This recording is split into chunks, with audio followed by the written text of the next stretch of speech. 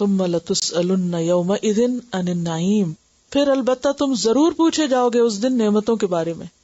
تسألن کا مطلب یہاں صرف سوال کرنا نہیں ہے، اس سے مراد حساب کتاب کرنا اور اس کے انجام تک پہنچانا، جزا سزا دینا، یعنی پوچھ پڑتال بھی ہوگی اور اس کے ساتھ ساتھ اس کا نتیجہ بھی دکھایا جائے گا.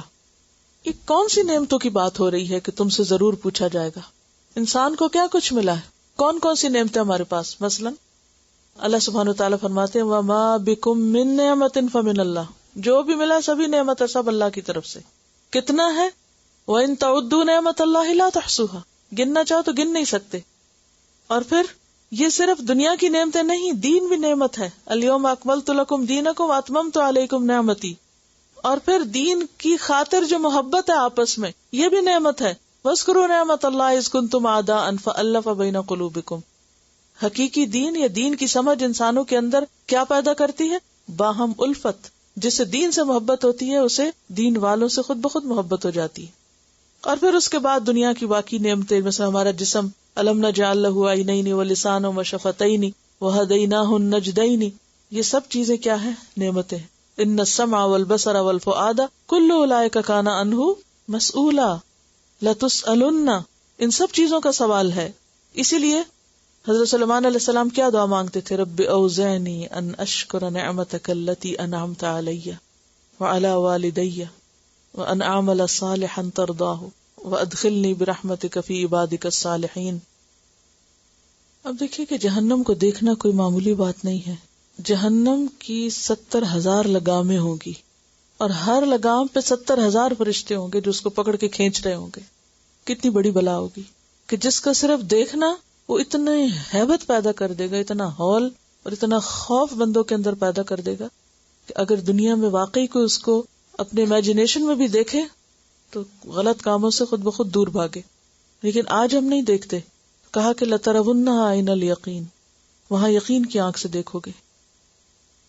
لیکن وہ جو واقعی یقین رکھتے ہو دنیا میں اس پر، صحابہ کرام، تو ان کے لیے دنیا بہت حقیر ہو گئی تھی. ان کی ساری کوششیں آخرت اورینٹڈ تھی، ان کا رخ بدل گیا تھا.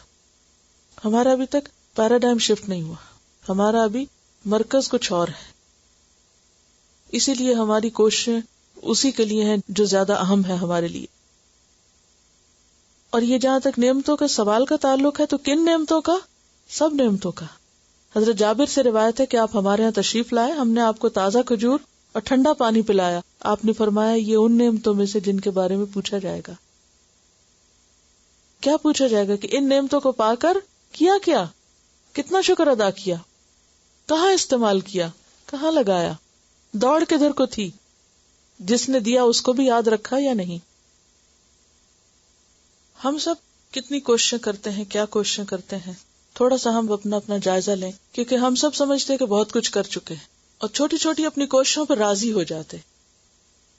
اصل چیز جو ہمیں اپنے اندر سے نکالنے کی ہے نا، کہ اپنی کوشش پر راضی نہ ہو کے بیٹھا کرے. بہت کچھ کر لیا، کبھی مطمئن نہ ہو، کبھی اس کو زیادہ نہ سمجھے. یعنی خیر اور بھلائی کے لیے کی جانے والی کوششیں جو ہیں ان میں ہمیشہ زیادہ کے حریص رہیں. لیکن وہ کیوں نہیں ہو سکتی؟